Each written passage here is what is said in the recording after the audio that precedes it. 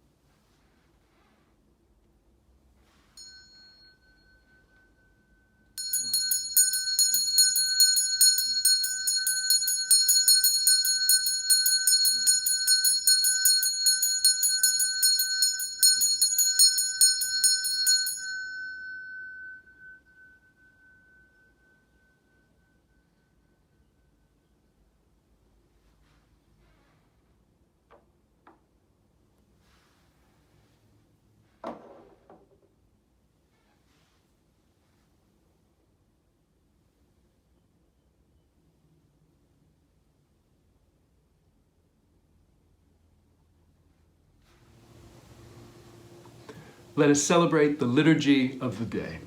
Let us share the peace. May all beings awaken to that peace which is our true home. Let us take refuge. I take refuge in the ground of being, within which I live and move and breathe. Let us make the accord.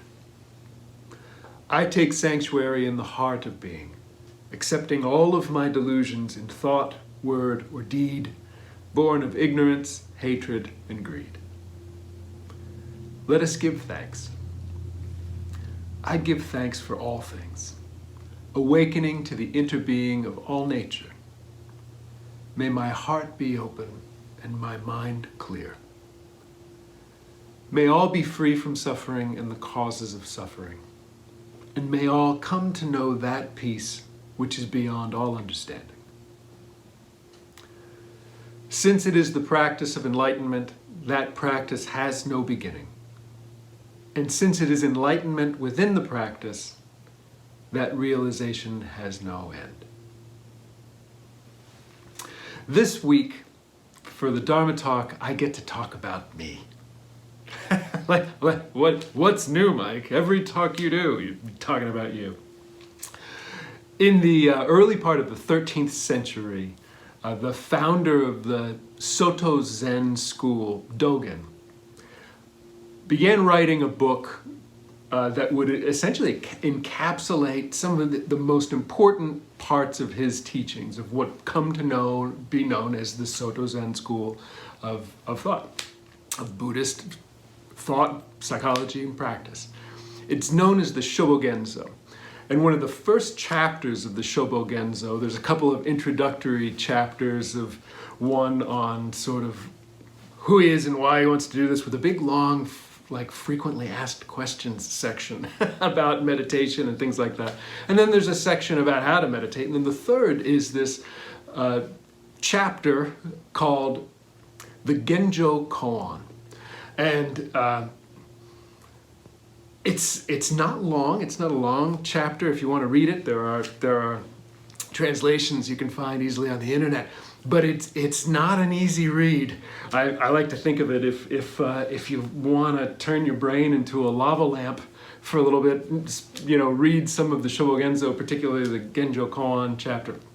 But it essentially, what it comes down to is how to.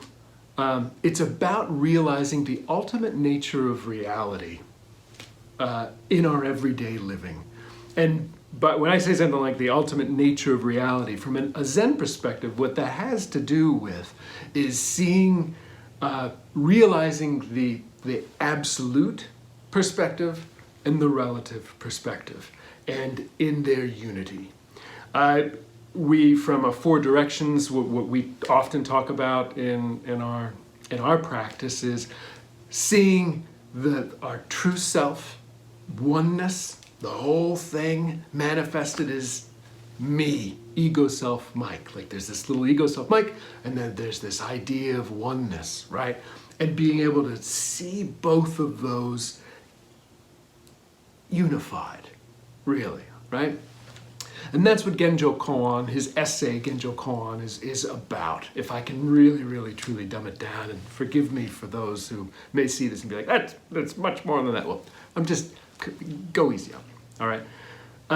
In our own practice, in our own school here, we sometimes use the word Genjokoan to refer to something that we are working through in our own life.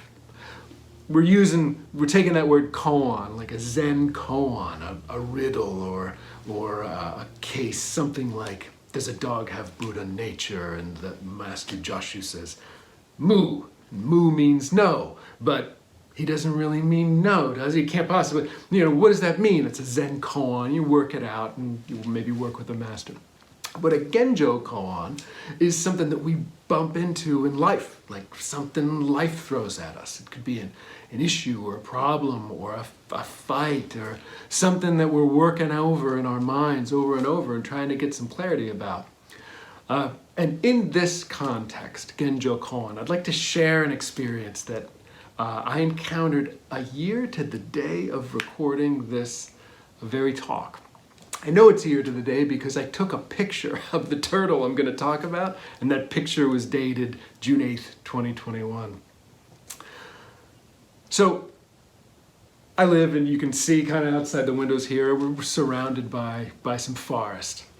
And our backyard ends in a very, very steep hill. I want to say 60 feet or so of cliff-like drop, right? You don't want to go near it. Right, you go right out, go right over it. And should you go over it, you're going to land square in a street. It's a back road, but it's a busy back road, and cars kind of go way fast on it, and it's bad news. But just on the other side of that street is the Connedaguinet Creek. One day, a year ago, exactly to the day, I found a humongo snapping turtle in our backyard. And I mean, I don't know, my gosh. I mean, can you see in perspective to my head, how big the carapace was, the shell was? She was huge. I call her a she because I understand since then that snapping turtles she was probably making her way up into my yard to do something with her eggs, either lay them or something. And so she was in our backyard. And I'm looking at her and thinking, wow, she is a beautiful animal and a huge, big snapper, these big, huge clawed feet, incredible. And after marveling about her for a little while, I realized, oh man, she's obviously making her way back down to the creek. That's cool. But then I thought, how is she going to get down? I mean, sure, I'm sure she's navigated, this kind of terrain before, but there's that huge, super busy road. There's no way she's going to make it. I've got to help this. I've got to help her. I felt compelled, this compulsion to help her. But the more I stood there looking at her, the more I thought, how are you going to help her? How are you going to help this huge? I mean, it's a snapping turtle. They will take your finger right off. If you don't know how to handle a snapping turtle, and I definitely didn't. You could be setting yourself up for some, well, maybe I'll just grab her by the, kind of back there. Yeah, well, look at the claws on her. If she reaches around a claw, she's going to slice my hand open. Anyway, I want to help, but maybe it's not such a good idea for me to help. And besides, who am I to say that she really is heading back to the creek right now anyway, right? So I decided in the end, she made her way up here. I'm sure she'll make her way back. It's, let her just go up on her way and, nice to meet you. Good luck. A couple hours later, I started to really second guess my decision. Come on, dude. She's heading to the creek. That road is ridiculously busy. You should have helped her. So I ran back out there to see if I could find some kind of trace of her. They're slow, right? A couple hours, she might still be somewhere in the vicinity. And if so, I'm gonna figure it out. I'm gonna do something to help her. Well, alas, no trace of her, she's gone. A little bit later that day, I had to run to the store, and I found myself driving on this very back road. And much to my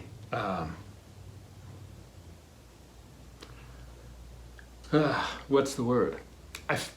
There was a dead turtle, and it was a huge turtle, and it was right there, right? And it had recently been struck by a car, and like just a moment ago, I couldn't find the emotion that describes it. Just like plummeting guilt, like oh my gosh. And it wasn't the reaction you might have to like a tragedy. It was the reaction you might have to having learned that you committed a crime. That I immediately saw it, and my immediate thought was, Mike, you did that. You killed that. Mike, you killed that turtle. You did this. Like, you knew where she was going. You knew it was going to be trouble. And exactly as you predicted, she's dead, and you did it. And oh my gosh, it was, among everything else that might be going on in life, right? Like, I'm not thinking about, my responsibility to a turtle. And all of a sudden, it's the only thing that's in my head. Like, you killed a turtle. You killed this big, beautiful animal, and you knew it. You knew it, Mike. It took some days and much wonderful help from my wife and friends and family to sort of coach me off the ledge of feeling wholly responsible for what happened to this turtle.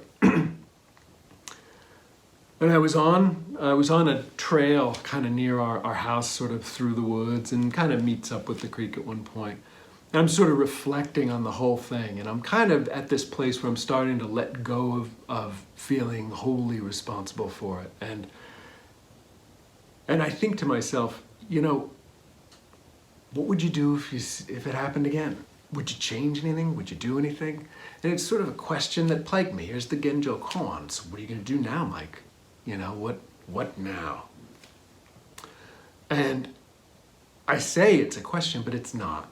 I knew exactly what I would do. I knew it. I would help. Next time, I would absolutely help. I'd find my thickest work gloves. One of my best pals is a biology professor who specializes in reptiles. He's a herpetology professor at Dickinson College. Dr. Scott Bobeck, he's one of my best pals. He's always, posting pictures of him handling, freaking rattlesnakes and the largest, angriest looking snapping turtles you've ever seen. Like, it's nothing. Like, hey, look at this guy. He could teach me how to do it, right? Easily. He'd be happy to do it. I'll be prepared. I will never let this happen again. No more snapping turtles are gonna die in my backyard, not on my watch. I will be prepared the next time this happens. And just as I had this resolve of all crazy things on my way back to, home, about a mile away from my home, there's a snapping turtle on a trail. Now, it's a mile away, so there's nothing I have to do. I have no responsibility at this point, right? But I'm like, wow, look at that. Wow, she's beautiful. It's not as big as the one in my yard, but it was pretty big still. But I think, wow, isn't that something? I just kind of bow to her and go, good luck, best to you. Not about 100 feet down the path, another one. I'm like, oh my gosh. I mean, it's not crazy rare to see a snapping turtle around here, but I mean, within 100 feet of each other, like a couple of big ones, wow, that's pretty interesting. When I saw the third snapping turtle on my walk home, I started to frankly panic. Like, what is going on here? Why am I, just what's happening? And they're all kind of headed, we're a bit away, but they're all headed in the general direction of my house. And I started to quicken my pace to get home. Like, what is happening? What am I gonna find? I started to have images in my head of, a dozen or 30 or 40 or 50, maybe hundreds upon hundreds of huge snapping turtles, all in my yard, all right here, all at the top of this crazy steep hill, all trying to make their way to the creek, all waiting for me. That was the Genjokoan. What are you going to do? All right, great. You committed to, sure, you see another one in your yard, you grab your gloves, you learn how to pick one up, you save it. But what if you can't? What if you can't save them all? What does it mean to save a snapping turtle anyway? It certainly didn't ask me to save it. And if I save a snapping turtle, what about all this? The fish I save by not saving a snapping turtle, right? All of a sudden, like, the questions get really crazy. This sort of quote unquote simple dilemma of how do I pick up a snapping turtle so I can save it turns into something much more. Turns into what's my responsibility to help turtles? Do I help all turtles? What if I can't? Do I dedicate my life to helping turtles? And of course, this turns from talking about helping turtles to helping things other than turtles really fast, right? What's my responsibility to help anybody or anything? How do I dedicate my life? How do I choose? Do I help, children with cancer? Do I help animals? Do I help people suffering from abuse? Do I help turtles? Like, what's my responsibility? And of course, as you can see right away, here's where the Genjokoan really turns on you. It's not so much about turtles anymore. It's not so much about helping people anymore. It's about me. Who am I in this? What does it mean to help? What does it mean to be a good person? Is a good person someone that helps? Is a good person, what if I don't? What if I fail? What if I have I want to help, but I fail, right? I make a mistake. What does it mean? Here is what the Genjokoan means. When we talk about the true nature of reality, or what it means to express oneness through little old tiny me, the great vastness of oneness through little old tiny Mike, what does that mean? Is it about what I do, or is it about something else? I believe it's about something else. I believe that processing something like this mindfully, of course, I inevitably run into, if you study our system of mindfulness with us, you learn, and we've talked about it in talks over and over, there's this world of doing and having that's very much of the ego self. And then there's a world of being, and that's very much in the absolute, in the true self world. And the marriage of the two is that unification that I mentioned earlier, right? But when we think about living mindfully, what we try to do as best as we can is find ourselves over in this place of being and allowing that to help us decide what I should do. Now, in all of the story that I have relayed so far about the turtle, I'm firmly over in this world of doing. What should I do? And what does it mean if I don't do it? What kind of person am I? Or worse, what kind of terrible person am I if I fail at it, right? But from the perspective of my true self, this place of being, this place of present wonder at the fact that I'm here at all and that I get to do anything at all. If I'm connected to that, what I do is informed from a much different kind of experience. And all of a sudden, whether I do something or whether I don't, is informed with a whole different kind of quality. It's a waste of time, really, for me to talk about all right, so what would you do, Mike? What would you do? Because it's only me working out my own Genjokoan. You may find yourself at a completely different place if you were to play out a similar perspective. I would only offer that, like I mentioned, most of my crippling anxiety and guilt and kind of nightmare of the turtle was firmly rested in this ego self cycle of suffering that has to do with what I do equating to what kind of person I am. Whereas if I can find myself over here, reoriented to my true self, where there's nothing that has to happen, then everything starts to look a little bit differently. And I might say that from my true self, I help turtles when I can. And from my true self, I sometimes don't help turtles. And there's spaciousness there where that's okay. And it leaks into all of those other things. I help when I can. I help when I'm able.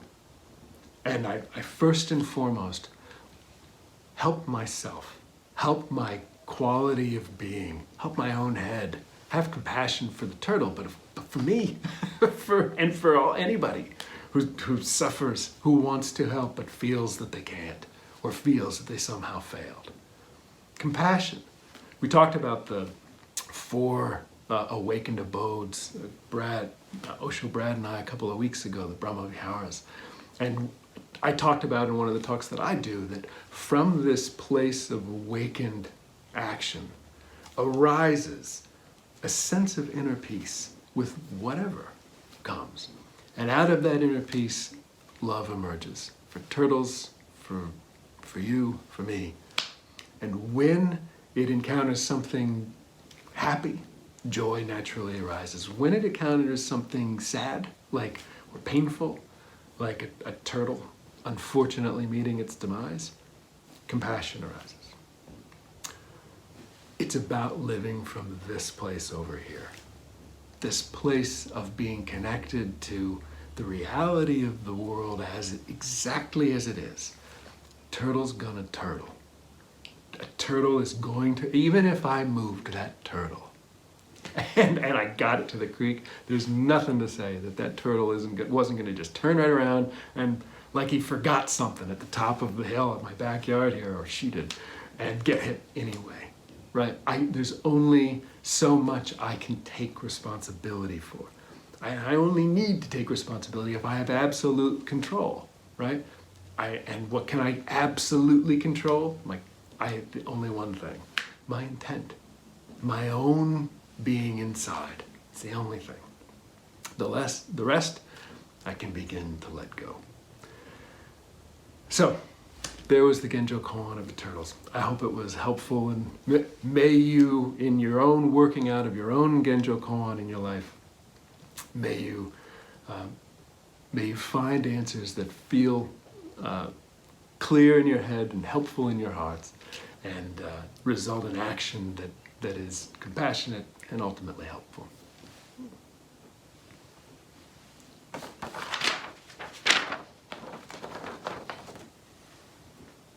The moment we receive true and trusting, solid, clear like a diamond, infinite light and life embrace and protect us, liberating us completely. Let us take the 4 immeasurable vows. Sentient beings are numberless. I vow to liberate them. Delusions are endless. I vow to end them. The ways of compassion and wisdom are boundless. I vow to embody them. The way is unattainable. I vow to attain it. Let us take the precepts for the community of the Bodhisattva's vow. I allow my true self to manifest in all aspects of life. I take complete responsibility for my own life and for all of my actions. I affirm my personal being and acknowledge it as a path to awakening and freedom. I embrace all aspects of my personal being, including my shadow, so that they may be transformed. I affirm an attitude of openness to my true self, even in the midst of suffering. For this evening, we'll chant the Nembutsu just a few times, and then take a few minutes in abiding zazen and meditation. At this time, if you'd like to offer incense at your home altars, please feel free to do so.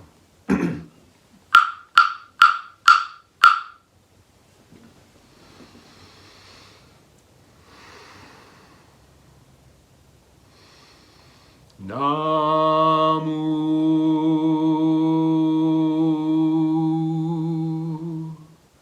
Amida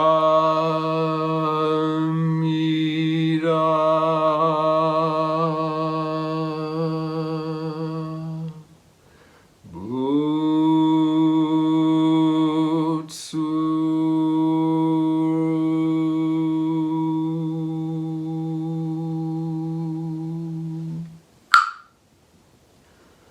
Namu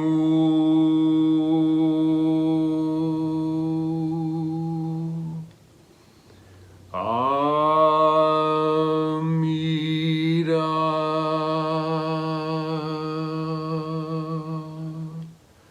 Butsu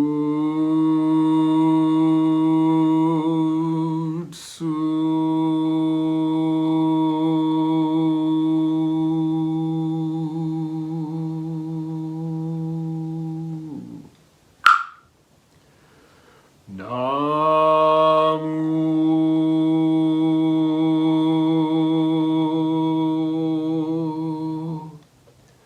Amida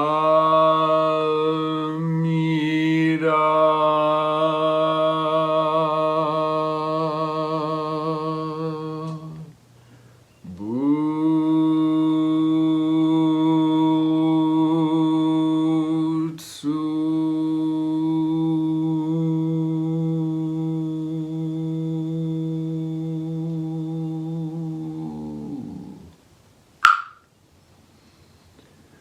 Namu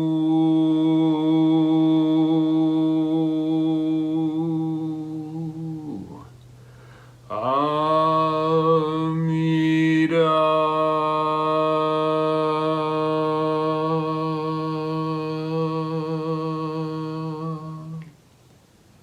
Butsu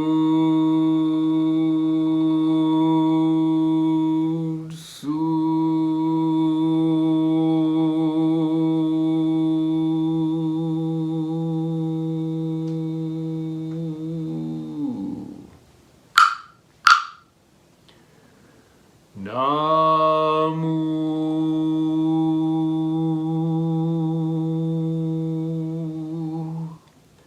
Amida